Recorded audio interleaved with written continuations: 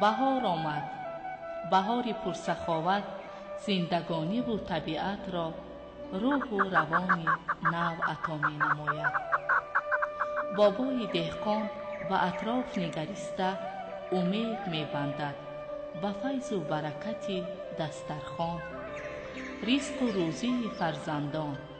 شکر می گوید با تحمل، اندیشه و اخلاص، نیتی پاک و آرزوها. بهار هر سال می آید، ولی طبیعتش این است که ما انسانها را هرگز ترک نمی گوید و از خود در همه جا نقشه و نشانی می گذارد.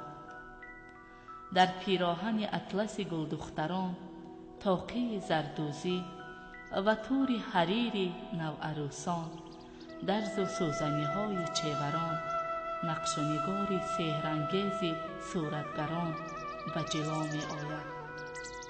ای آدمان، بهار فرا آمده است.